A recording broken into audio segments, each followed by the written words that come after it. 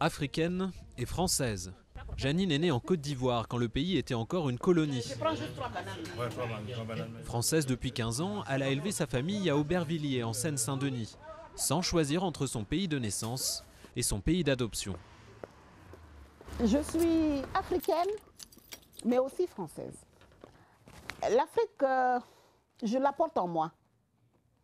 Mes gestes de tous les jours, ma culture, vous voyez chez moi, mais lorsqu'on vit quelque part, il faut respecter les valeurs, les règles, les façons de vivre de ce quelque part.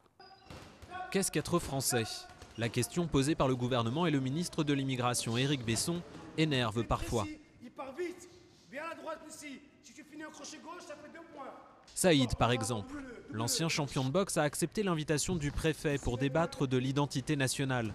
Il est français, né en France de parents marocains, et son pays est bien la France, comme beaucoup de jeunes en banlieue qui supportent mal d'être encore une fois montrés du doigt. Ce débat, il vise une certaine population. C'est clair, on le voit, on le sent, c'est les musulmans.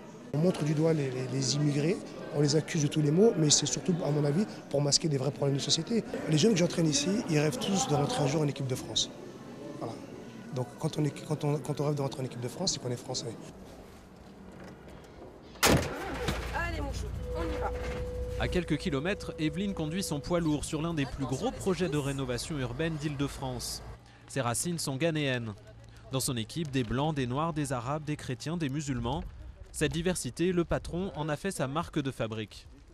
Au fond d'une province bien franchouillarde, j'aurais dit, on aurait entendu dans la salle, l'identité française, c'est d'être français, blanc de souche, issu de Gaulois, et on aurait réduit le débat à ça.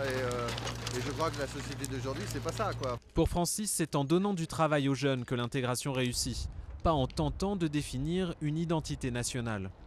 Le débat du gouvernement, lui, dure depuis 3 mois et devrait encore se poursuivre après les élections régionales de mars avec un tour de France d'Éric Besson.